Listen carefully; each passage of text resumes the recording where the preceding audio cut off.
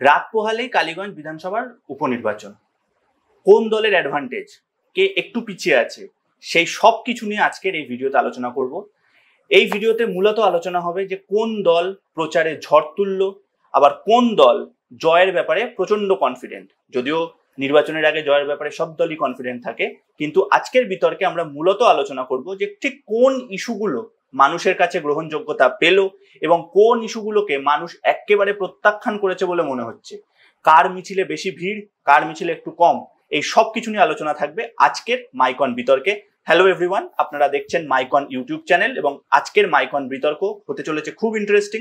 ভিডিওটা পুরো দেখুন, আশা করছি আপনাদের সকলের ভালো লাগবে। ভিডিওটা শুরু করার আগে একটা ছোট্ট অনুরোধ, ভিডিওটা যদি ভালো লাগে তাহলে লাইক করে, শেয়ার করে আর আমাদের চ্যানেলকে সাবস্ক্রাইব করে আমাদের এগিয়ে যেতে উৎসাহিত করুন। আর আপনাদের ভিডিও কি কি ভালো লাগছে বা কোন জিনিসগুলোকে আমরা আরো ভালো করতে পারি তাই নিয়ে আমাদের অতি অবশ্যই কমেন্টে লিখে জানান। আর আমাদের ফেসবুক এবং ইনস্টাগ্রাম পেজকেও ফলো করতে ভুলবেন না, সেখানেও কিন্তু আমরা বহু ইন্টারভিউ এবং অন্যরকম পলিটিক্যাল কন্টেন্ট দিই। তাহলে চলুন মেন বিতর্কটা দেখে নিই।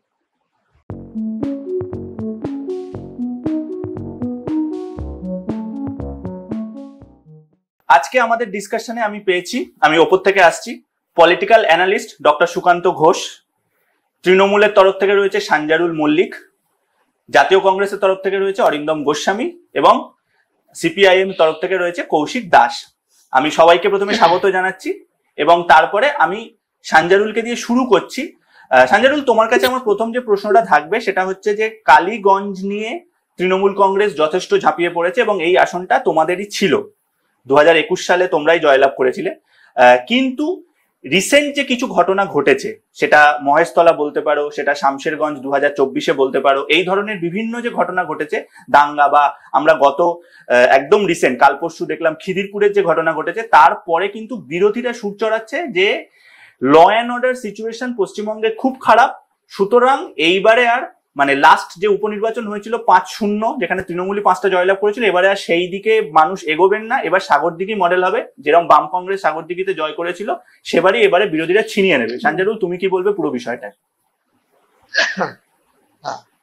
যাই হোক, আমার তরফ থেকে সকলকে শুভ সন্ধ্যা। তার কারণ যদিও বা সন্ধ্যা গড়িয়ে রাত্রির দিকে আমরা আগাচ্ছি, যেহেতু এখানে আমার অনেকেই পরিচিত প্যানেলিস্ট আজকে রয়েছেন, এনাদের সঙ্গে আমার একাধিক আলোচনা আমরা ছিলাম এবং আশা করি আজকেও যে বিষয়বস্তু খুব সুন্দরভাবে মসৃণভাবে আমরা আলোচনা এগিয়ে যাব।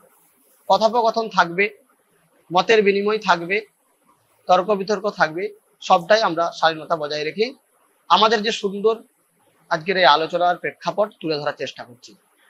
প্রথমেই আমি সঞ্চালককে অসংখ্য ধন্যবাদ এই চ্যানেলে আমি আসার জন্য বা আমাকে আমন্ত্রণ করার জন্য।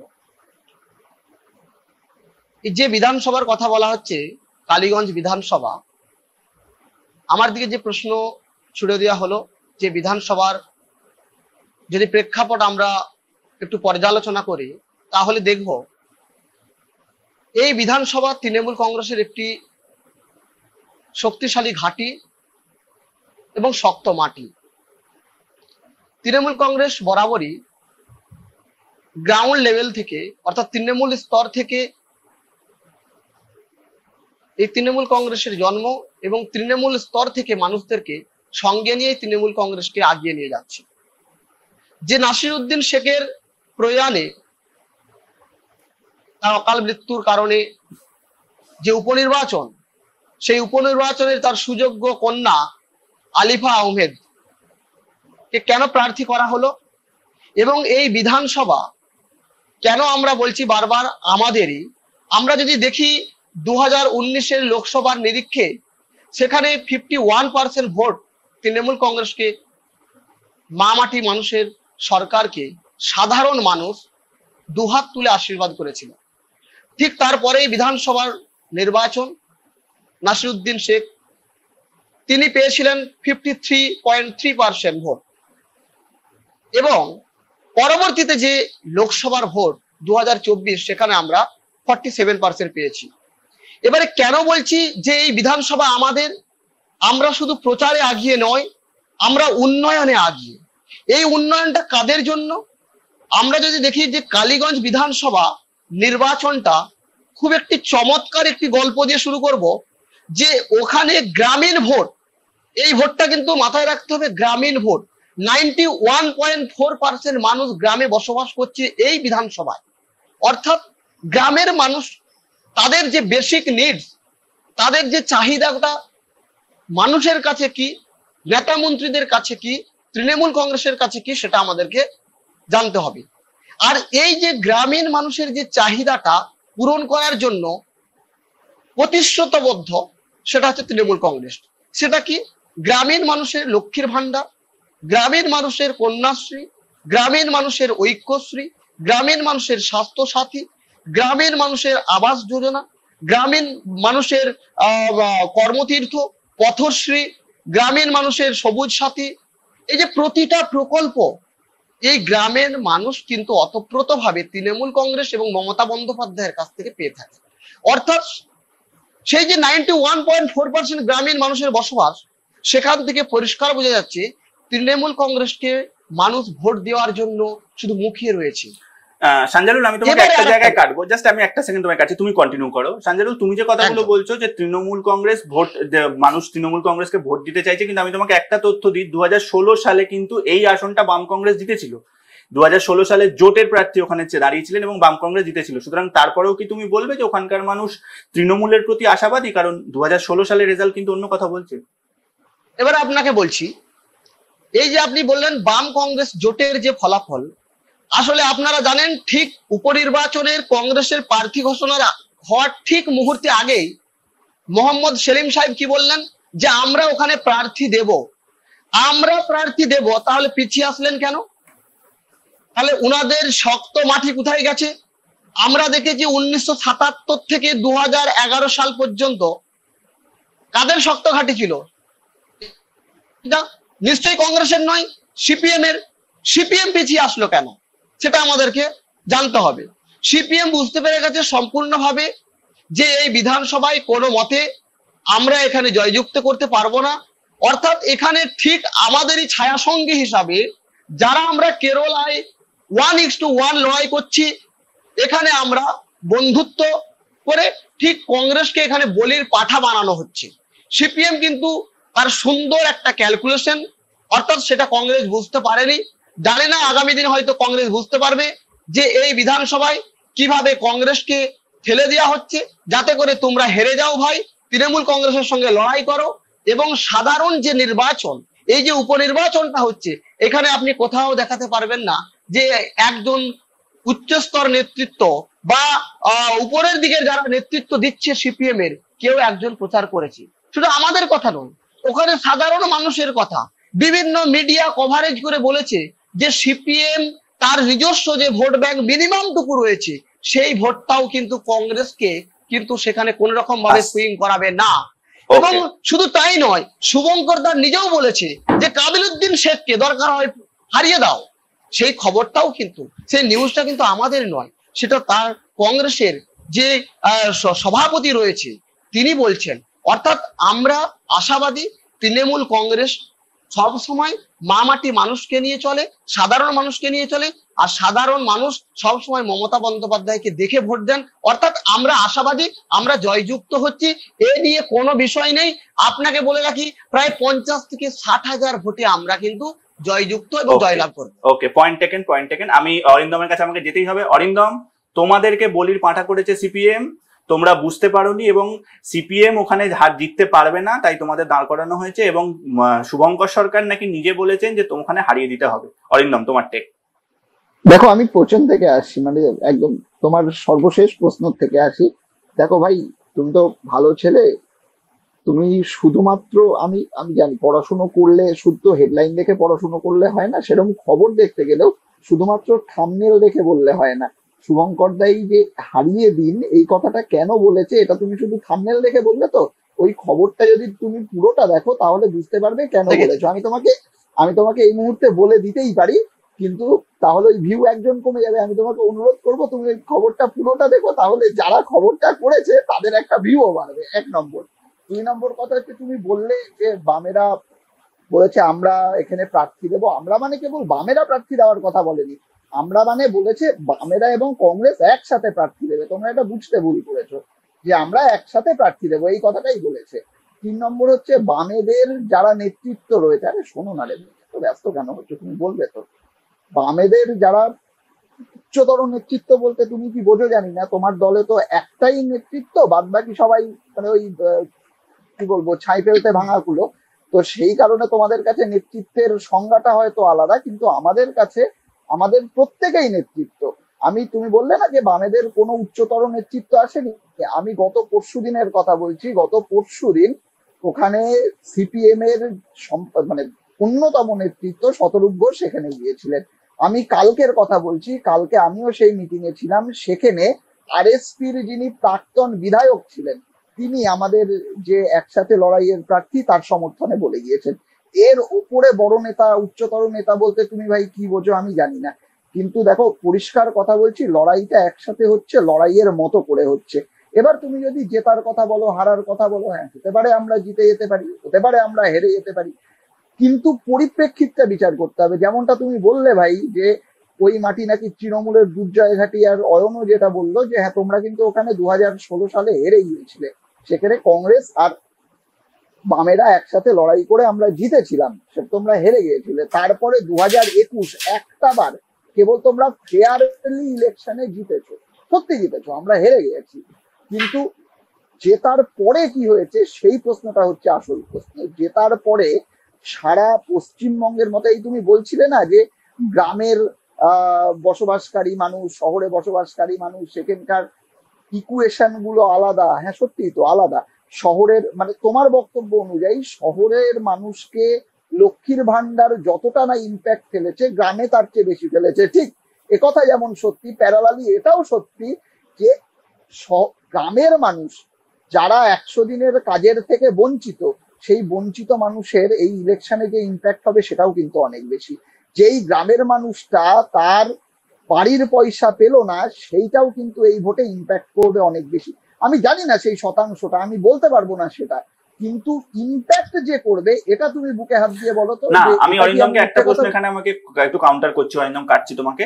তোমার জয়ের ব্যাপারে আমি বলছি, তোমরা কি এই ব্যাপারে আশাবাদী? মানে ইম্প্যাক্ট ফেলবে কতটা হয়তো তুল্যমূল্য বিচার করা যায় না, কিন্তু জয়ের ব্যাপারে আমি যে প্রশ্নটা সাঞ্জালুকেও করেছিলাম তোমাকেও করবো, যে জয়ের ব্যাপারে, কারণ তুমি একদম নদিয়া থেকে রাজনীতি, মানে নদিয়া জেলা থেকে রাজনীতি করে উঠে আসা ছেলে, তুমি নদিয়া জেলাতে ছাত্র পরিষদের সভাপতি ছিলে, এবং তুমি নদিয়ারই মানে এক প্রকার বলাতে পারো তুমি নদিয়ার ভূমিপুত্র, তুমি অনেক বেশি নদিয়ার রাজনীতি দেখেছো। কতটা মনে হচ্ছে যে বাম কংগ্রেস ইম্প্যাক্ট ফেলতে পেরেছে এই মানে ইলেকশনের যে প্রচারে? দেখো প্রচারে তো আমরা অবশ্যই ইম্প্যাক্ট ফেলতে পেরেছি। আমাদের প্রদেশের যত নেতৃত্ব রয়েছেন, প্রদেশ এবং আমাদের যে ন্যাশনালের যারা নেতৃত্ব রয়েছেন তারা প্রত্যেকে আসছেন, প্রত্যেক দিন ঘুরছেন, বামেদের নেতৃত্বরা ঘুরছেন, মানুষের কাছে যাচ্ছেন, তাদের কাছে ভোট প্রার্থনা করছেন, এগুলো তো আমরা করছি। কিন্তু কতটা আমরা, দেখো সত্যিই তো যে আমরা যখন ভোটে লড়াই করছি সেখানে সংখ্যাটা শেষ কথা, সেই জায়গায় আমরা অবশ্যই আশাবাদী। নইলে তো দেখো ভোট লড়তে গেলে তো খরচ হয়, ইত্যাদি ইত্যাদি অনেক কিছু আছে, নিজেদের কথা বলার জায়গা লাগে, এই সমস্ত রয়েছে।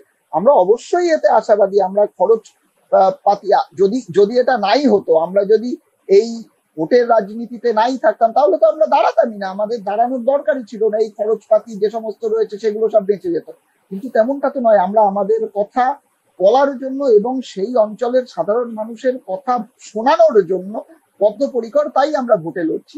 আর পরিষ্কার কথা বলছি অয়ন, যে দেখ তো সত্যি ভোটে জিতেছে, তৃণমূল জেলা পরিষদ জিতেছে, তৃণমূল পঞ্চায়েত জিতেছে, সমিতি জিতেছে, এমএলএ জিতেছে, এমপি জিতেছে, কিন্তু কালীগঞ্জে তারপরে কি সুগার মিলটা খোলেনি তো। সেখানকার মানে হাজারে হাজারে যারা মানুষ, তারা তো আজকেও চাকরি পেল না। তৃণমূল তো বলেছিল, এই প্রতিশ্রুতি তো তারা দিয়েছিল যে সুগার মিল খুলবে।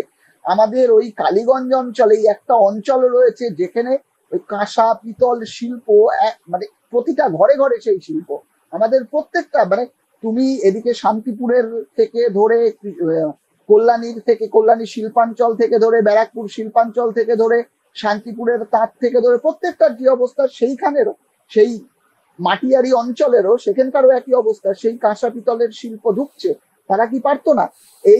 যেই ঘটনা তোমাকে আমি বলছি কলকাতায় ঘটেছে, অভয়ার ঘটনা, সেই একই ঘটনা আজ থেকে বছর 5-6 আগে এই কালীগঞ্জের মাটিতে ঘটেছে। একটা স্কুল পড়ুয়া ছাত্রী, সে একইভাবে তৃণমূলের নেতার ছেলের দ্বারা আক্রান্ত হয়েছে। সেই মেয়েটি আজ পর্যন্ত বিচার পায়নি। আমি তোমাকে বলছি, এই কালীগঞ্জ অঞ্চলে তোমার মিড ডে মিলের খাবার খেতে গিয়ে একটি বাচ্চা মেয়ে ক্লাস 3-তে পড়ে, সেই মেয়েটা মারা গেছে। তারপরে কি মনিটরিং হয়েছে, সেই স্কুলের বিরুদ্ধে কি ব্যবস্থা নেওয়া হয়েছে, আমরা কেউ কিছু জানি না। আর সর্বোপরি যিনি, দেখুন, লাল সাহেব মারা গিয়েছেন, তাকে আমরা সম্মান করি, কিন্তু এটাও খুব সত্যি কথা, আজকের দিনে দাঁড়িয়ে তৃণমূলের ওই অঞ্চলের নেতারা যে ওয়াকফ সম্পত্তি দখল করে বসে রয়েছেন, সেইটা নিয়ে কিন্তু ভীষণ অভিযোগ। এমনকি ওই কালীগঞ্জ, পলাশী ওই অঞ্চলটায় একটা যে সেক্স র্যাকেট চলে, প্রস্টিটিউশন র্যাকেট চলে, সেই অভিযোগও কিন্তু বারবার করে উঠেছে। এই সমস্ত কিছু নিয়েই কিন্তু এই লড়াইটা হচ্ছে। তৃণমূল যদি ভাবে যে রাস্তাটা একেবারে খালি, মাঠ একেবারে ফাঁকা, এমনটা কিন্তু না। Point taken. আমি সুকান্তদার কাছে একটু যেতেই হবে, আমি সঞ্জয়ুলের কাছে আসছি অভিযোগগুলো নিয়ে। সুকান্তদা, আপনাকে যে প্রশ্নটা আমি করব সেটা হচ্ছে যে দুটো জায়গা থেকে আমি প্রশ্নটা করব। এক হচ্ছে যে আমরা জেনারেলি জানি উপনির্বাচন হলে শাসক দলের একটা অ্যাডভান্টেজ থাকেই, এটা আমরা জানি, এবং লাস্ট যে 5টা বিধানসভায় উপনির্বাচন হয়েছে, তালড্যাংরা, সিতাই, মাদারিহাট, নৈহাটি, এগুলো সবেতেই তৃণমূল, হাড়োয়া, এগুলো সবেতেই তৃণমূল জিতেছে। আমি এই জায়গাটা আমরা সকলেই জানি। আপনি এখানে কতটা লড়াই দেখছেন? আমি দুটো প্রশ্ন এই জন্য বলছি, এক, শাসক দলের জায়গা থেকে কতটা লড়াই দেখছেন, এবং দুই, বিজেপির জায়গা থেকে আপনি কতটা লড়াই দেখছেন? কারণ বিজেপি কিন্তু ওখানে প্রচার করছে। আমি আপনাকে এই জন্য বিজেপির প্রশ্নটা করছি, কারণ এখানে বিজেপির কেউ নেই বলে আমি জাস্ট আপনাকে অ্যাজ আ বিশ্লেষক প্রশ্নটা করছি, যে বিজেপি বারবার লাস্ট কয়েক মাস ধরে আমরা দেখেছি শুভেন্দু অধিকারী বলেছেন হিন্দুদের একত্রিত হতে হবে, হিন্দুরা খাতরে মেহে, এই কথাগুলো তারা বলেছেন। কালীগঞ্জ কিন্তু একটা মুসলিম অধ্যুষিত এলাকা, সেখানে বিজেপির কতটা অ্যাডভান্টেজ থাকছে, শাসক দলেরও কতটা অ্যাডভান্টেজ থাকছে, এবং বিরোধীদের জায়গা থেকে আপনি যদি বিজেপির জায়গাটা একটু আমাদেরকে বুঝিয়ে বলেন। উপনির্বাচন নিয়ে ঢাকঢোল পেটাই করে আমরা অন্তত আমাদের যখন পড়াশোনাটা করেছি বা উচ্চশিক্ষা নিয়েছি আমরা দেখি। এবার উপনির্বাচন নিয়ে নির্বাচন কমিশনেরও তুমি দেখেছো অত্যন্ত তৎপরতা, এবং এবার প্রথমবার ব্লক লেভেল অফিসারদের আইডেন্টি কার্ড দেওয়া হচ্ছে, এবং আরেকটি কথা মানে ফটো সহ, এবং তাদেরও গুরুত্ব দেওয়া হয়েছে, তাদের ট্রেনিং দেওয়া হয়েছে, এবং আরো গুরুত্বপূর্ণ নির্বাচন কমিশনার নিচে থাকছেন এবং কেন্দ্রীয় আধিকারিকরা থাকছেন, জেলা শাসকদের তৎপরতে বলা হচ্ছে। এবার দেখো, কেন্দ্রীয় সরকার যেটা করছে, নির্বাচন কমিশন যেটা করছে ঠিকই রয়েছে, কিন্তু তুমি যেটা জানতে চাইছো, ওখানে কালীগঞ্জের মূল জায়গাটা তোমার বুঝতে হয়। ওখানে কিন্তু পুরুষ এবং মহিলার তফাৎটা খুব একটা বেশি না, পুরুষ 52% এবং 48% মহিলা। এবার বুঝতে হবে যে মহিলাদের কিন্তু যেটা সবচেয়ে বড় ঘটনা, লক্ষ্মীর ভান্ডার, অরিন্দম ডিজেক্টি করতে পারে, লক্ষ্মীর ভান্ডার কিন্তু একটা বড় জায়গার, কারণ মহিলারা একদম গ্রাসরুট লেভেলে কিন্তু এই লক্ষ্মীর ভান্ডারের সুবিধা পেয়ে আসে, সে তৃণমূল হোক, বিজেপি হোক, অন্য কোনো রাজনৈতিক দল। তাহলে তারা যখন ক্ষমতায়নের জায়গায় যাবে, তুমি মেনে নেবে, এটা ভাবতে হবে যে মহিলাদের ভোট অনেকটাই এদিকে থাকে। কিন্তু নাসিরউদ্দিন আহমেদের যে শতাংশ ভোট পেয়েছিল 52 থেকে 53%, তার থেকে কিন্তু বিজেপি অনেকটাই পিছিয়েছে, কিন্তু তার থেকে আরো বেশি পিছিয়ে ছিল কংগ্রেস। এবার কাবিল যে ভদ্রলোককে দাঁড় করানো হয়েছে, এবার তিনি কতটা যোগ্য এটা তো সময় উত্তর দেবেই। অরিন্দম অলরেডি বলেছে ওখানকার বিভিন্ন ভৌগোলিক অবস্থান, তার বিভিন্ন কি কি ব্যবসা বাণিজ্য রয়েছে, সেক্স র্যাকেট, এগুলো রয়েছে, একটা গ্রামাঞ্চল অধ্যুষিত। কিন্তু আমি আবারও বলছি, এই গ্রামাঞ্চল শহরাঞ্চল বলে এখন আর রাজনৈতিক ভোটার মানে ভোটার যারা, তাদের আচরণকে আমরা খুব বেশি আলাদা করতে পারছি না।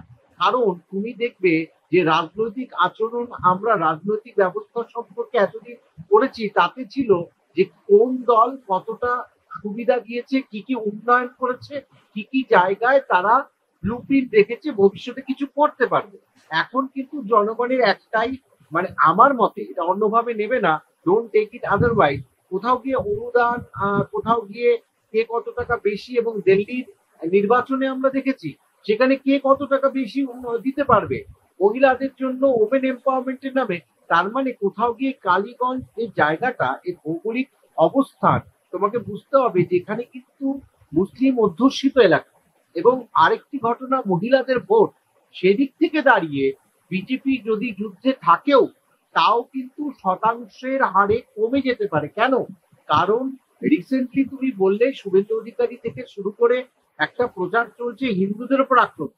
আমি যদি সেটা ধরেও নেই যে এই রিসেন্টলি সেটা কিন্তু খুব বেশি আমাদের পশ্চিমবঙ্গের রাজনীতিকে, যেটা একদম তৃণমূল স্তরের রাজনীতি, এটাকে খুব বেশি প্রভাবিত করছে না। এখন একটা ঘটনা দেখো, উপনির্বাচনে একটু আগে হতো কি, যখন বামফ্রন্টের আমলে বা তার আগে কংগ্রেসের আমলে একটু পরিবর্তন হতে পারতো, মানে একটা কেউ নতুন আসবে এরকম ভাবনা চিন্তা হতো। কিন্তু তুমি যদি নাসিরুদ্দিন আহমেদের মেয়েকে দেখো, আমি অন্য দিক থেকে নিরপেক্ষ হয়ে বলছি, সে কিন্তু পুরোপুরি বাবার সাথে কাজ করেছে এবং কিছুটা শিক্ষা ওনার রয়েছে, এবং সেদিক থেকে দাঁড়িয়ে তৃণমূল কংগ্রেসের অনেককেই দাঁড় করানো হয়, মানে আমি অন্যভাবে নেবেন না, তাদের হয়তো সেই শিক্ষাগত যোগ্যতা বা সেই অভিজ্ঞতা থাকে না। এবার বাবা যেটা পেয়েছে সেটা মেয়ে পাবে কিনা, সেটা এই জায়গাটাই, যখন এই মহিলাদের ভোট আর দ্বিতীয় যে জায়গাটা সংখ্যালঘু ভোট। এবার কংগ্রেসের সমস্যাটা অন্য জায়গায়। কংগ্রেসকে বামফ্রন্ট সমর্থন করেছে চাপে পড়ে, কারণ বামফ্রন্টের দুটো আরএসপি এবং সিপিএম দুজনই বারবার মিটিং করেছে, কোনো সমাধান সূত্র বেরোয়নি।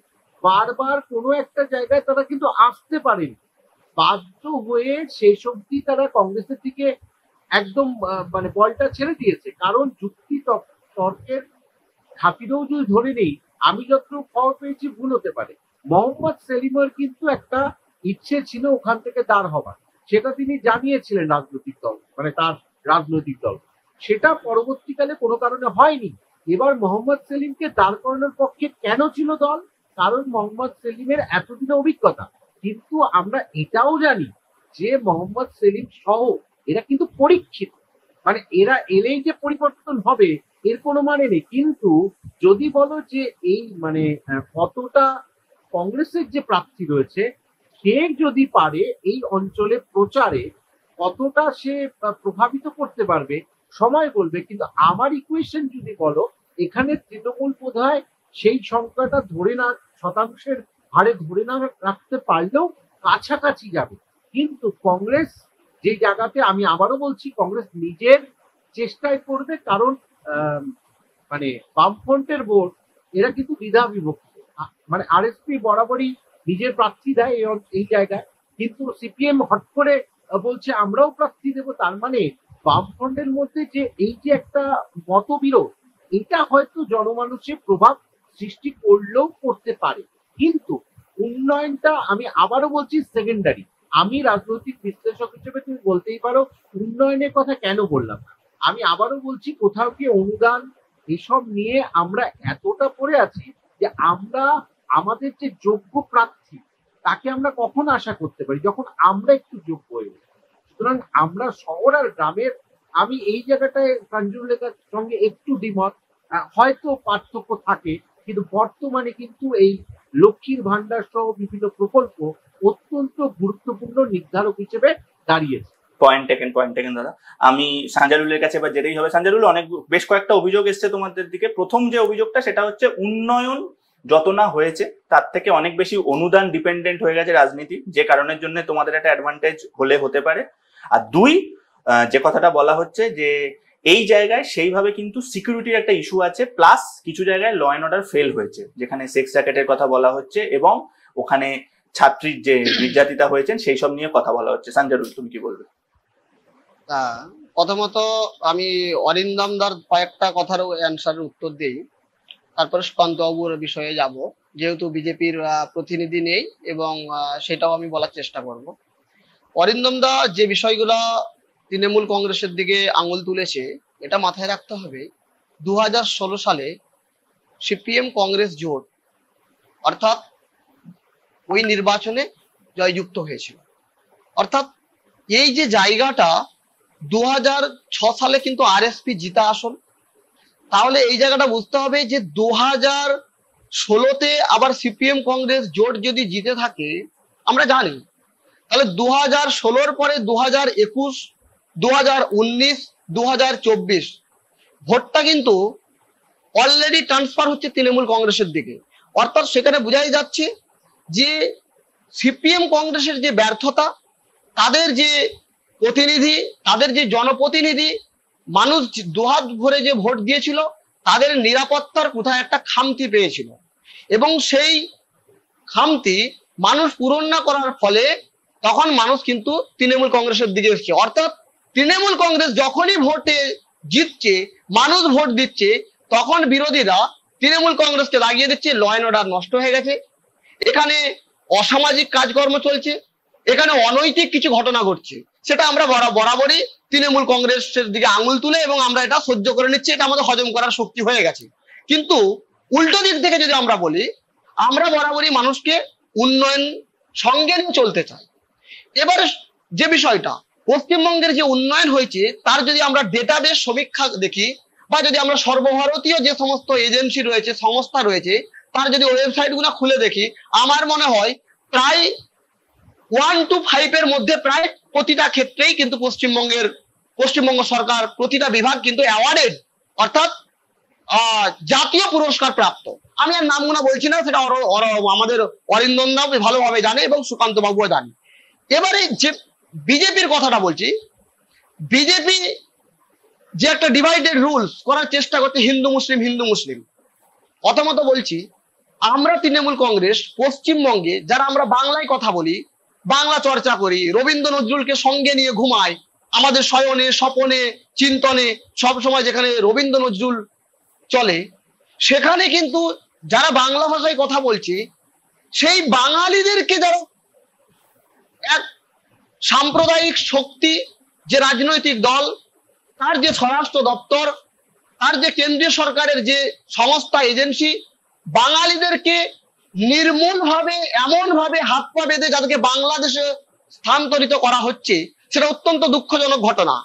আমি এখানে হিন্দু মুসলিমের কথা বলছি না, আমি একজন বাঙালি হিসাবে বাংলার মানুষের কথা বলছি। সেই বাংলা একটা কথা বলছি, যেহেতু এখানে বিজেপির কেউ নেই, আমি জাস্ট কাউন্টার দিচ্ছি। তুমি এই কথাটা বলছো সঞ্জারুল, ঠিক যে বিজেপি হয়তো বাংলা বিরোধী দল, কিন্তু এটাও তো তোমাকে বুঝতে হবে যে WBCS এ মমতা বন্দ্যোপাধ্যায় বাংলা বাধ্যতামূলক করেননি, WBCS এ কিন্তু হিন্দি রয়েছে। তাহলে তুমি যে কথাটা বলছো, এই কথাটার যুক্তিটা কি খাটে? শুনুন, একটা পরীক্ষা, তার একটা কম্পিটিটিভ পরীক্ষা, তার একটা চাকরির পরীক্ষায় কি প্রশ্ন রাখা হবে,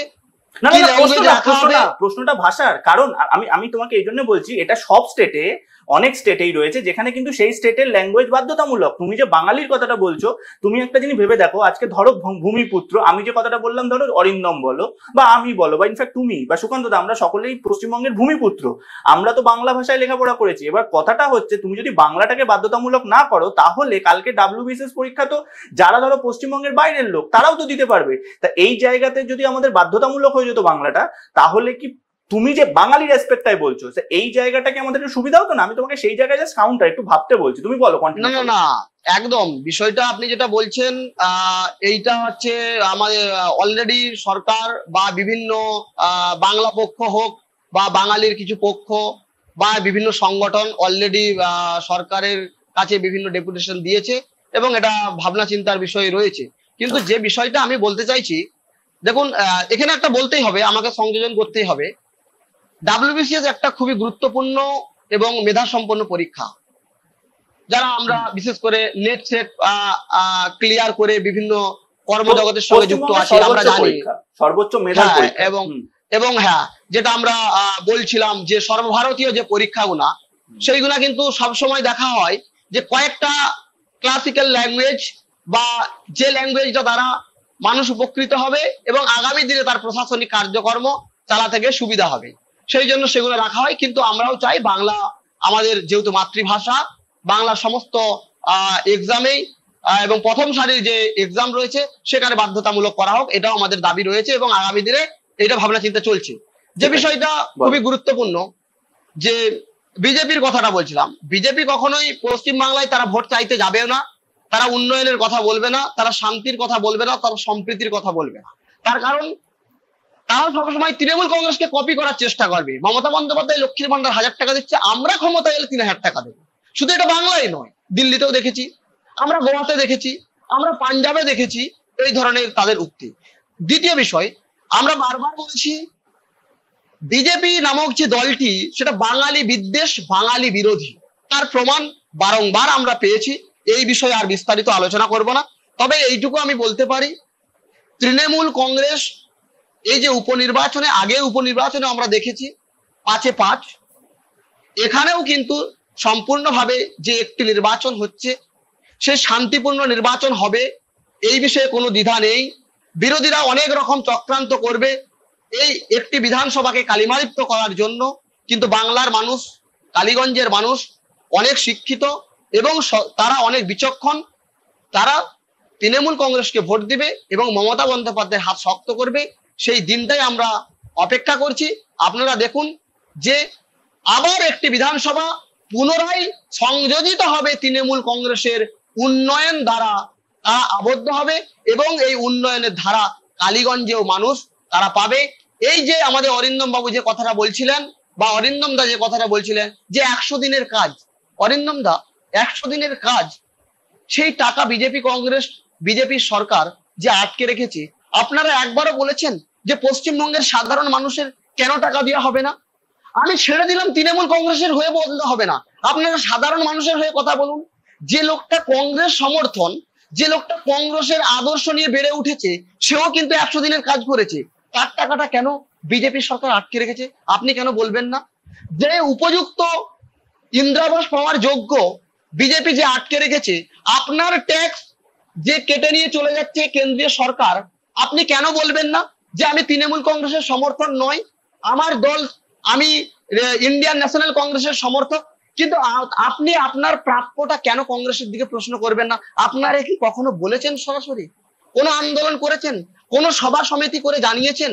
সব সময় আপনাদের তীর কিন্তু আমরা ঘুরে ফিরে দেখি সেই তৃণমূল কংগ্রেসের দিকে। কিন্তু আমরা বলি আমরা মানুষের জন্য দরবার করি, দিল্লিতে যাই, মানুষের জন্য বিজেপির কাছে যাই, আমরা লড়াই করে আমাদের যে বকেয়া টাকা রয়েছে সেটা নিয়ে এসে বাংলার সাধারণ মানুষের মধ্যে উন্নয়নের জন্য আমরা সেটা পয়েন্ট টেকেন। অরিন্দমের কাছে যেতে হবে। অরিন্দম হাত তুলেছিল, সুকান্ত দাও হাত তুলেছিল, আমি এক এক করে আসবো। অরিন্দম, তোমার দিকে যে অভিযোগগুলো এসছে, প্রথম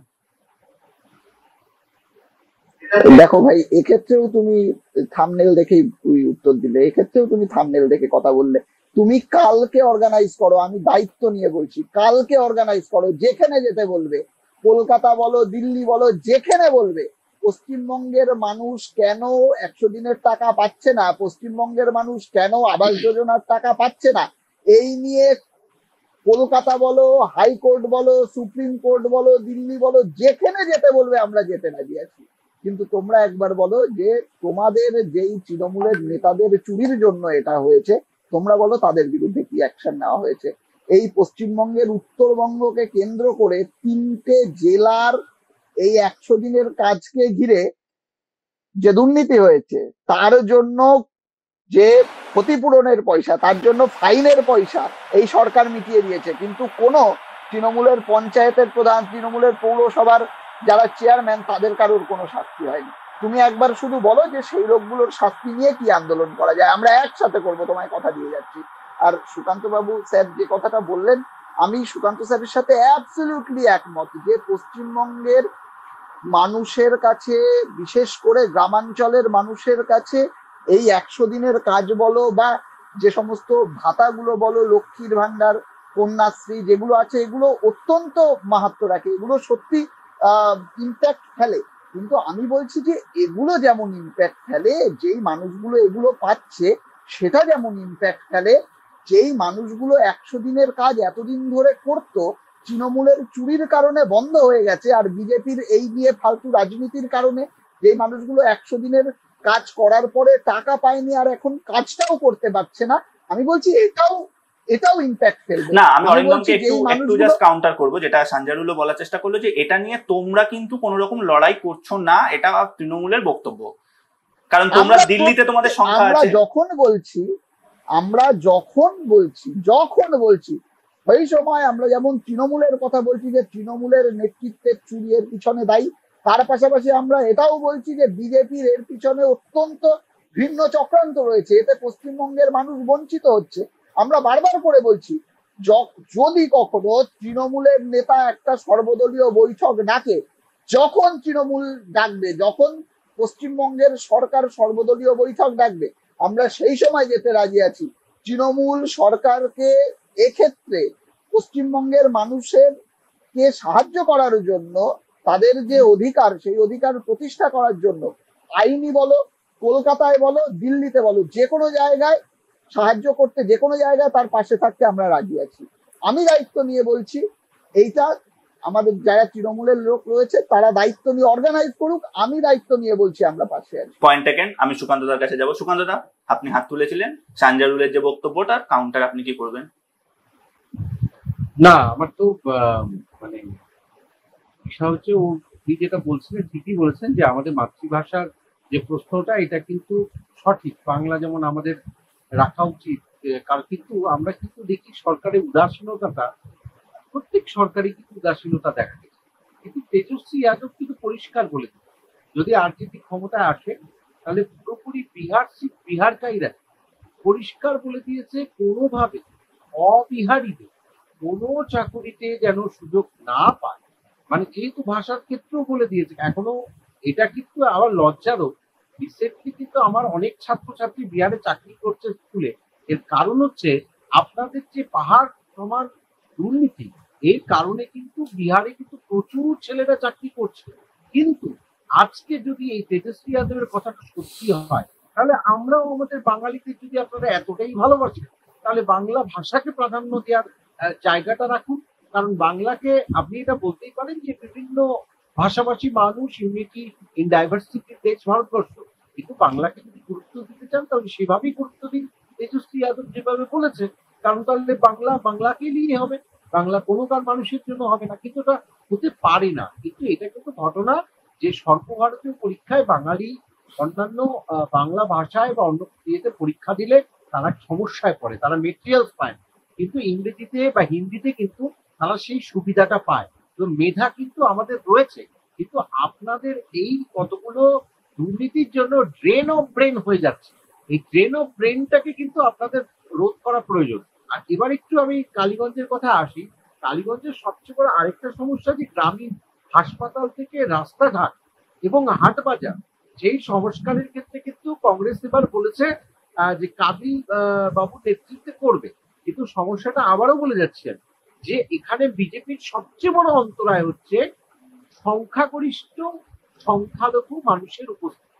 কারণ তারা কিন্তু মোটামুটি, তোমাকে এটা ভাবতে হবে, সিপিএম কংগ্রেস থেকে তৃণমূলকে ভোট দিয়েছে, তারা কিন্তু বিজেপিকে প্রথম অবস্থায় দিয়েছিল। এবার সেই যে হাওয়াটা, মোদি ঝড় বলো, সোকল যে ঝড়ই বলো, এখন কিন্তু সেই ঝড় নেই।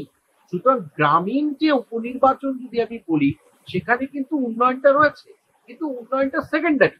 আরেকটি বিষয় হচ্ছে যেটা হচ্ছে সুকান্ত দা, আমি জাস্ট, আপনি কন্টিনিউ করবেন, আমি একটা পয়েন্ট, আমি একটু আপনাকে কাউন্টার প্রশ্ন করব, যেহেতু আপনি পয়েন্টটা তুললেন। আমি বলছি যে ধরুন বাম কংগ্রেস বা বিজেপি এই আসন থেকে জিতলো, প্রথম কথা সময়টা খুব কম পাচ্ছে, কারণ 26-এ ইলেকশন, মানে 1 বছরও কার্যত সময় পাচ্ছে না। দ্বিতীয় কথা যেটা আমরা দেখেছিলাম যে সাগরদিঘি, মানে একদম মুর্শিদাবাদ, এখান থেকে খুব বেশি দূর নয়, সাগরদিঘিতে কিন্তু মানুষ বাম কংগ্রেসের নির্বাচিত প্রার্থীকে ভোট দিয়েছিল। মানে মানুষের হাতের থেকে ভোটের কালি ওঠেনি, বাইরন বিশ্বাস কিন্তু তৃণমূল জয়েন করেছেন। আমি বলছি যে এই জায়গা থেকে কোথাও একটা মানুষের মধ্যেও কি একটা কোথাও একটা বলতে পারেন যে বিশ্বাস ভঙ্গ হচ্ছে, যে আমরা যদি আজকে একটা বিজেপি, মানে একজন বিরোধীকে, সেটা বাম কংগ্রেসের জোটের প্রার্থী হতে পারে, বিজেপির প্রার্থী হতে পারে, আমরা যদি একজন বিরোধীকে ভোটটা দিই, সেই বিরোধী কি সেই বিরোধিতার জায়গায় থাকবে বা শাসক দলে যাবে না এর গ্যারেন্টি নেই। তার থেকে তৃণমূলকে ভোটটা দেওয়াই ভালো, কারণ আলটিমেটলি একটা লোক তৃণমূলেই জয়েন করবে। কোথাও কি এই মানসিকতা কাজ করে? আপনার কি মনে হয়? দেখো, পশ্চিমবঙ্গে আমি যতটুকু পড়াশোনা করি, পশ্চিমবঙ্গে রাজনৈতিক ভাবে মানুষ অনেক মানে কি বলবো, তুমি অনেক বেশি জানে রাজনীতি ব্যাপারটা। এবং আরেকটি ঘটনা তো, রাজনৈতিক সামাজিকরণ বা রাজনৈতিক সংস্কৃতির যে প্রভাব, সেটা অন্যান্য রাজ্যের ডবল ইঞ্জিন বলে কিন্তু বিজেপি কাউকে বোঝাতে পারে, পশ্চিমবঙ্গে কিন্তু এখনো বোঝাতে পারে। সুতরাং কোথাও গিয়ে তুমি যেটা বললে বাইরন বিশ্বাস, আসলে কি হর্স ট্রেডিংটা কিন্তু বিজেপির একটা বড় বড় অস্ত্র। তারা কিন্তু হর্স ট্রেডিং করে এবং তারা কিন্তু ছোট ছোট রাজ্যের পক্ষে এই নিয়ে তারা কিন্তু এখনো, মানে তুমি যদি তাদের মানে ইডিওলজি দেখো, যাই দেখো, তাতে না লেখা, কিন্তু তাদের না লেখা বা অঘোষিত কর্মসূচির মধ্যে ছোট রাজ্যের পক্ষে। এবং দ্বিতীয় কথা যেটা হচ্ছে, তুমি যেটা বলছে হর্স ট্রেডিং, এই হর্স ট্রেডিংটা কিন্তু এখন আমাদের যে সরকার এখন রয়েছে সেই সরকার খুব ভালো রপ্ত করে। এবার তারাও এইভাবে যদি, তাহলে কি হয়, মানুষের ভার্ডিক্টকে কোথাও গিয়ে অসম্মান করা হচ্ছে, তাহলে মানুষ একটা দোলাচলে থাকবে। ধরো আজকে যদি কাবিল বাবুকে দেন, এবার কাবিল বাবু কতদিন অরিন্দমরা রাখতে পারবে? সেটাই আমার কারণ প্রশ্ন। ৭৭ জনের মধ্যে কতটা গিয়ে পৌঁছেছে বিজেপি। কিন্তু এটা দেখো, এটা মানে একটা ভাইব্রেন্ট ডেমোক্রেসির একটা বৈশিষ্ট্য না, এটা অত্যন্ত ভয়ানক। কিন্তু মানে আমাদের গণতন্ত্র এবং রাজনৈতিক প্রতিষ্ঠানকে খান খান করে দিচ্ছে। কারণ অর্থ যেখানে সবচেয়ে বড় জায়গা হয়ে দাঁড়ায়, বাইরন বিশ্বাসের মতো তো ডাইনামিক বলে লিডার, এত ব্যবসায়ী, তার তো লোক থাকার কথা নয়। তাহলে তাকে যদি পাল্টে দেয়া যায়, এই কাবিল বাবু, আমি জানি না, দেখো কাবিল বাবু যদি জিতে আসে, কিন্তু আমি আবারও বলছি, গতবারের নির্বাচনের পরিসংখ্যানে ১২% ভোট থেকে তুমি সেটাকে ৫০% আসা অনেকটা কঠিন। কারণ অনেক পরে প্রার্থী দিয়েছে কংগ্রেস, যে প্রার্থীটা কিন্তু অনেক আগে তৃণমূল কংগ্রেস দিয়েছে। তৃণমূল কংগ্রেসের কোন্দল রয়েছে, কালীগঞ্জে কোন্দল রয়েছে, কিন্তু সেই কোন্দল থেকে বেরোনোর সময়টা কিন্তু আলিফা পেয়ে গেছে। কিন্তু এখন দরকার একটাই, যেটা হচ্ছে সংঘবদ্ধ বিরোধিতার জায়গা। কিন্তু বিরোধীদের যে জায়গাটা, যেটা কংগ্রেস বলছে বিভিন্ন সংস্কারের কথা, সেগুলো মানুষ যদি নেয় এবং যদি আনে, কিন্তু আমার আবারও সেম জায়গা থাকবে যে মানুষের যে ভার্ডিক্ট, সেটাকে যদি সম্মান দেয়া না যায়, তাহলে তো অসুবিধার কারণ আছে। কিন্তু কোনো ব্যক্তিকে দেখো, তোমাকে আমি সঞ্চালক, তোমাকে আমি কন্ট্রোল করতে পারবো না। এবার সে যদি কন্ট্রোল হয়ে যায় কারো মাধ্যমে, তাহলে তো রাজনীতির সবচেয়ে বড় কদর্য দিকটা আমরা পেয়েছি। কারণ কংগ্রেস কিন্তু এটাও হয়েছে, কিছু কিছু রাজ্যে, আমি নাম বলছি না, বিস্তৃত আলোচনা করছি না, তাদের বিভিন্ন নির্বাচিত প্রতিনিধিদের গাড়িতে করে হোটেলে আটকে রাখতে বাধ্য হয়েছে। অরিন্দম আরো ভালো জানে কিভাবে নির্বাচিত সরকার পড়ে গেছে। হর্স ট্রেডিং এর আমরা সবচেয়ে খারাপ জিনিস, আমি তো মধ্যপ্রদেশ নাম বলতে পারি আপনাকে, নির্বাচিত সরকারকে 18 মাসের মধ্যে ফেলে দেওয়া হয়েছে, এবং যেটা আমরা মনে করি চূড়ান্ত অগণতান্ত্রিক। মানুষ যে সরকারকে দিয়েছেন, সেই সরকার মানে 5 বছরের জন্য তিনি থাকবেন, এবং কোন রকম দল বিরোধী আইন তার উপর লাগু হয়নি, বিধায়ক পদ খারিজ হয়নি, একদম মানে যাকে বলে সমমহিমায় সরকার বদল হয়ে গিয়েছে। এবং যে কথাটা আপনি বলছেন, এ কথাটা একদম ঠিক, গোটা ভারতবর্ষের নিরিখে আজকে এটা হয়েছে, মানে এটা তো ঘটনা। কিন্তু দেখো, একটা লাস্ট কথা আমি তোমায় বলবো, যে যদি কংগ্রেস, বাম কংগ্রেস জোট যেতে, তাহলে কিন্তু একটা ভালো বার্তা নিয়ে আসবে, যে পরিবর্তন। ধরো আমি ওই পরিবর্তন বলছি না, আমি এইটা বলছি যে কিছু বিরোধী থাকা প্রয়োজন। বিরোধী শূন্য হলে সেটা কিন্তু মানে অক্সিজেন ছাড়া হয়ে যায়, মানে এমন একটা পরিস্থিতি তৈরি হবে। দেখো, বিরোধিতা যদি গঠনমূলক বিরোধিতা হয়, তার মাধ্যমে উন্নয়নটা ত্বরান্বিত হয়। কিন্তু আমরা যে, আমি যতটুকু জানি, এই নাসিরুদ্দিন আহমেদকে লাল সাহেব বলা হতো, তার প্রতিপত্তি কিন্তু কালীগঞ্জে খুব ম্যাক্সিমাম ছিল। এবার তার মেয়ে আছে এই জায়গাতে, যেমন গনি খান চৌধুরীকে বহুদিন আবহমান কাল ধরে তার পরিবার সেই যেটা নিয়ে নিয়েছে, মানে তার যে জায়গাটা, সেই তার যে অবস্থান। বা আমরা রিসেন্টলি দেখেছি সাধন পান্ডের মেয়ে শুক্তি পান্ডে, ওনার স্ত্রী ভোটে দাঁড়িয়েছেন, জিতেছেন। ঠিক, আমি সেটাই বলছি, যে এই লাল সাহেবের যদি মানে তার ঐতিহ্য মেনে নিয়ে তার মেয়েকেও যদি একইভাবে নিয়ে আসে, সবাই ভাববে যে যেহেতু রাজ্যে উনি আছেন, রাজ্যে তৃণমূল কংগ্রেস আছে, তাহলে সেক্ষেত্রে তাদের সুবিধা হবে, উন্নয়ন পৌঁছবে। এটা তোমাকে বলতে আমার দ্বিধা নেই। কিছু কিছু ওয়ার্ড, কিছু কিছু অঞ্চল রয়েছে যারা, যেটা বিরোধী দল মানে বাম এবং কংগ্রেস জোটের, সেখানে কিন্তু উন্নয়ন হতে দেওয়া হয়নি।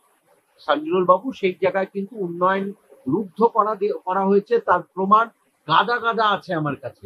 এই ধরনের মানে এই শিলিগুড়ি, তো বেশি দূরে যেতে হবে না, শিলিগুড়িতে যখন বেসিক্যালি অশোক ভট্টাচার্য ছিলেন, তাকে কতক্ষণ ধরে বসিয়ে রাখা হয়েছিল বাইরে, কতক্ষণ তিনি অপেক্ষা করেছিলেন, এবং তিনি শিলিগুড়ির রূপকার, তাকে কতক্ষণ অপেক্ষা করতে হয়েছে। তার পরবর্তীকালে আমি একটা রিসেন্ট উদাহরণ দিতে পারি, একজন বাংলাদেশি ভদ্রলোক, তিনি আবার ইন্ডিয়াতেও থাকেন, বাংলাদেশেও থাকেন। খুব মজার ব্যাপার, তিনি দুদিকেই এনজয় করছেন। ওদিকে আবার আগস্ট আন্দোলনের মূল মুখ, এখানে এসে আবার তিনি বাড়ি টাড়ি করে, এবার কার ওখানে মেয়রের নিজের ওয়ার্ডে থাকে, এবং মেয়র বলছেন না, তার তো মানে কোন রকম ডকুমেন্ট নেই, আমার কোনো দায় নেই। মানে আমি সেটাই বলছি, রেসপন্সিবিলিটি নেয়ার, মানে যেটা হচ্ছে আমি ভুল করলো, আমার ভালোটার সবকিছু নেয়ার অধিকার যদি আমার থাকে, তাহলে কিছু খারাপ হলে সমালোচনা সহ্য করার ক্ষমতাও বিজেপি এবং তৃণমূলকে রাখতে হবে। এই দুটো দলেরই কিন্তু বর্তমানে কম নেওয়ার পয়েন্ট টেকেন। সাঞ্জারুল, তুমি যে কথাগুলো দাদা বললেন যে গণতন্ত্র বিরোধী একটা সরকার চলছে, যার ফলে কিন্তু কোথাও গিয়ে এই যে বিরোধী থাকা, বিরোধী শূন্য করার মাধ্যমে গণতন্ত্র হত্যা করা হচ্ছে। সাঞ্জারুল, দেখুন, তৃণমূল কংগ্রেস বিরোধীকে সবসময় সম্মান করে এবং রাখার চেষ্টা করে। বিরোধীরা নিজেরাই বিচ্ছিন্ন হয়ে যায়, বিরোধীরা নিজেদেরকে সরিয়ে নেয়। যেমন যদি আমরা বলি, সিপিএম প্রথমে অ্যানাউন্স করে দিল যে আমরা এখানে প্রার্থী দেব, তাদের মধ্যে যে একটা গৃহযুদ্ধ আরএসপির সঙ্গে সিপিএম এর, তারপরে তৃতীয় শক্তি কংগ্রেস এসে ঢুকে গেল, অর্থাৎ তিনজনের মধ্যে একটি সুন্দর যুদ্ধ প্রথমে পৌঁছে যায়। তারপরে যুদ্ধে জল ঢালার জন্য সেখানে কংগ্রেসকে ছেড়ে দেওয়া হয়। অর্থাৎ আমরা চাইছি যে এটা ত্রিমুখী কেন ভোট হবে, এখানে চতুর্মুখী হোক, এখানে নোটা থাকুক, আরো কেউ আসুক ভোটে অংশগ্রহণ করুক, এটাই তো গণতন্ত্র। আর তৃণমূল কংগ্রেস কাউকে ভাঙিয়ে নিয়ে আসে না। তৃণমূল কংগ্রেসের তার উন্নয়নে, তার অগ্রগতিতে, তার যে সম্প্রীতিতে, সেখানে সর্বসাধারণের মানুষ, শুধু আজকে বাইরন বিশ্বাস বলে নয়, আপনি দেখবেন হাজার হাজার সাধারণ মানুষ বিজেপি ছেড়ে, কংগ্রেস ছেড়ে, সিপিএম ছেড়ে এই উন্নয়নের সরকারে সামিল হচ্ছে। তার কারণ বাইরন বিশ্বাস বুঝে নিলেন যে যেভাবে গোটা ভারতবর্ষের মধ্যে একমাত্র পশ্চিম বাংলার যে নারী শক্তি, যে মাননীয় মুখ্যমন্ত্রী মমতা বন্দ্যোপাধ্যায়ের যে উন্নয়ন যেভাবে সারা বাংলায় ছড়িয়ে পড়ছে, যদি না আমি মুর্শিদাবাদের এই সাগর দিঘি কেন্দ্রকে সাধারণ মানুষ যে আমাকে ভোট দিয়েছে, তাহলে আমার দায়িত্ব, আমার কর্তব্য এই সরকারের উন্নয়নটা পৌঁছে দেওয়া। অর্থাৎ তিনি বুঝলেন, তিনি একজন খুব বিচক্ষণ মানুষ, তিনি কি করলেন, তৃণমূল কংগ্রেসে যোগ দিলেন এবং তৃণমূল কংগ্রেসের যে সাধারণ মানুষের যে উন্নয়নটা তিনি হাতে করে নিয়ে যে সাধারণ মানুষের কাছে পৌঁছে দিলেন। অর্থাৎ কংগ্রেস, আমি কংগ্রেসকে দায়ী করছি না, এবং সুকান্ত বাবু যে কথা বললেন এটা আমিও একজন সাধারণ মানুষ হিসাবে, এখানে রাজনৈতিক দল হিসাবে আমি বলছি না, যে গণতান্ত্রিক পদ্ধতিতে যে মানুষ ভোটে জিতে আসে তার একটা আইডিওলজি থাকা উচিত, তার একটা আদর্শ ন্যায়পরায়ণ নীতি নিয়ে চলা উচিত। কিন্তু কিছু কিছু জায়গায় আমরা দেখি যে আমরা উন্নয়নের স্বার্থে, অর্থাৎ ব্যক্তি স্বার্থ নয়, এখানে আমার স্বার্থকে বড় করে দেখা চলবে না, আমাকে যারা ওই জায়গায় পৌঁছেছে তাদের যে বেসিক নিডস পৌঁছে দিতে হবে, তার জন্য যা যা করণীয় তাই তাই আমি করব। অর্থাৎ ঠিক বাইরন বিশ্বাস তিনি সেটাই বুঝেছেন এবং আমি তিনাকে ধন্যবাদ জানাবো আজকে যে তিনি সঠিকটা বুঝেছেন সাধারণ মানুষের জন্য। অর্থাৎ আজকে আমি আবারও বলছি, কালীগঞ্জ বিধানসভায় তৃণমূল কংগ্রেস জয়যুক্ত হবে। ওইখানের সাধারণ পাবলিক এবং জাতি, ধর্ম, বর্ণ নির্বিশেষে কোনো রং দেখা হবে না। প্রতিটা মানুষ, শিক্ষিত অশিক্ষিত, নারী পুরুষ সবাই শান্তিতে ভোট দিবে এবং তৃণমূল কংগ্রেসের যে সাধারণ যে উন্নয়ন, সর্বশক্তি যে উন্নয়ন, সেটা কিন্তু কালীগঞ্জে পৌঁছে যাবে। পয়েন্ট টেকেন, সেটা শুধু সময়ের অপেক্ষা। Point taken. অরিন্দম, জাস্ট তোমাকে দিয়ে শেষ করবো। সাঞ্জারুল যে কথাগুলো বললো যে কেউ তৃণমূল তো কাউকে ডাকেনি, সে যদি নিজে চলে যায়, দল রাখতে পারেনি। রিসেন্টলি শঙ্কর মালাকার চলে গেছেন, তোমরা রাখতে পারোনি, সুতরাং দায় তো তোমাদেরও নিতে হবে। হ্যাঁ ঠিক, একদমই তাই। তোমার যদি তুমি বাইরন বিশ্বাসের কথা বলো সেখান থেকে, এমনকি তুমি কালীগঞ্জের যদি হাসানুজ্জামানের কথা বলো সেখান থেকে, এদের কাছ থেকেই তো বেলডাঙ্গাটা খুব কাছাকাছি। এবার বেলডাঙ্গার হাটে জানতাম গরু ছাগল এই সমস্ত বিক্রি হয়, তো যদি আমরা ওদের মানুষ না ভেবে ওই ধরনের কিছু জন্তু জানোয়ার ভাবতাম তাহলে আমরা বেঁধেই রাখতাম, কিন্তু আমরা তো জানতাম এরা মানুষ। এবার এদেরকে যে ধরে রাখার জন্য বেঁধে রাখতে হবে এই ধারণা তো আমাদের ছিল না। অরিন্দম দা প্লিজ একটা কথা বলবো। অরিন্দম দা একটা, আমি কাউন্টার দিচ্ছি না, জাস্ট আমি ডিস্টার্ব করছি না, একটা কথা বলো। আচ্ছা অরিন্দম দা, আচ্ছা তাহলে আপনি যদি এখানে সেই মানুষকে, সাপোজ আপনি তুলনা করছেন না পশুর সঙ্গে, কিন্তু আপনি বলুন আপনার যে রাজ্যে ক্ষমতায় রয়েছে কেন তাদেরকে অত্যাধুনিক বিমানে করে 5 স্টার হোটেলে রাখতে হচ্ছে? সেটা কিসের ভয়? সেখানে তৃণমূল কংগ্রেসের ভয়ে রয়েছে, সেখানে মমতা বন্দ্যোপাধ্যায়ের ভয় আছে, তাহলে বুঝতে হবে অরিন্দম দা আপনি একজন বিচক্ষণ রাজনীতিবিদ, সেটা আমি জানি, কিন্তু আপনি চ্যানেলে এসে, এই প্যানেলে এসে একবার সত্যি কথাটা বলে দিন না ভাই, কি আছে? আপনার কি চাকরি চলে যাবে নাকি? না, আপনি একজন হিউম্যান মানুষ হিসেবে বলুন না যে মমতা বন্দ্যোপাধ্যায়ের উন্নয়ন, হ্যাঁ ভাই আমরা ব্যর্থ, আমরা কংগ্রেসের প্রার্থীকে বুঝাতে পারিনি, আর যেখানে যে তৃণমূল কংগ্রেসের উন্নয়ন সেখানে সামিল হতেই হবে। কেন এই কথাটা বলছেন না? এটা বলে দিলেই তো পরিষ্কার হয়ে যায়। কেন ঘুরিয়ে ফিরিয়ে আপনি সেই মহাভারত মানুষকে বুঝাচ্ছেন? আমি কিছু বুঝতে পারছি না। সাধারণ মানুষ আপনার কথা হয়তো এই ব্যাপারটা বুঝবে না। অরিন্দম কন্টিনিউ করো। না দেখো ভাই, কথা হচ্ছে যে আমি তো চাকরি করি না, আমি এই দলে ভলেন্টিয়ার হিসেবে সার্ভিস দেই। ওই ধরো দল করব, তার বদলে দল আমাকে ঠিকাদারির সুযোগ করে দেবে, তোলা তুলে খাওয়ার সুযোগ করে দেবে, এই সমস্ত তোমাদের দলে হয়। আমার দলে ওই কনসেপ্টটাই নেই। আমার দলে যারা দলটা করে তারা একদম ভলেন্টিয়ারলি সার্ভিস দেয়, কাজেই আমার চাকরি চলে যাওয়ার ভয় নেই। দ্বিতীয় কথা হচ্ছে যে হ্যাঁ সত্যি আমরা তো ভেবেছিলাম যে যারা জিতে গেছে তাদের এবার মানুষের কাছে তারা কমিটেড, যে যেই দলের নামে ভোট নিয়ে আমরা জিতেছি আমরা 5 বছর সেই দলে থেকে সেই মানুষগুলোকে সার্ভিস দেব, এই কমিটমেন্টটা তাদের থাকা দরকার। এই কমিটমেন্টটা একজন মানুষ হিসেবে, একজন দলের নেতা হিসেবে, একজন নির্বাচিত প্রতিনিধি হিসেবে তাদের থাকা দরকার। আমরা তো আশা করেছিলাম সেটা থাকবে। এবার তোমরা বারবার করে বলছো যে রাখতে পারেনি, ধরে রাখতে পারেনি, ধরে রাখতে পারেনি। আমরা সেটাই বলছি যে আরে ভাই এরা তো আর গরু ছাগল নয় যে দড়ি ছিঁড়ে পালিয়ে যাবে, এরা তো সাধারণ মানুষ। আমরা ভেবেছিলাম যে ওদের এই সেন্সটা রয়েছে, আমরা বুঝতে পারিনি। এ ধরো বাইরন বিশ্বাসের কথা তুমি বারবার করে বলছো, হোপফুলি ওনার 36-37 বছর বয়স, তো 36-37 বছরের বয়সে গিয়ে উনি বুঝতে পারলেন যে না তৃণমূল অত্যন্ত বাজে দল, তৃণমূল থেকে হবে না, যদি কাজ করতে হয় তাহলে কংগ্রেসের হয়ে লড়াই করতে হবে। উনি তো এটাই বলেছিল যে তৃণমূল দুর্নীতিগ্রস্ত ইত্যাদি ইত্যাদি। উনি বিধানসভায় গেলেন, 6 মাসের মধ্যে বিধানসভায় গিয়ে তোমরা ওনাকে কোন টনিক খাওয়ালে যাতে করে এই 36 বছর 37 বছরের তার ধ্যান ধারণা ওই 6 মাসের মধ্যে বদলে গেল?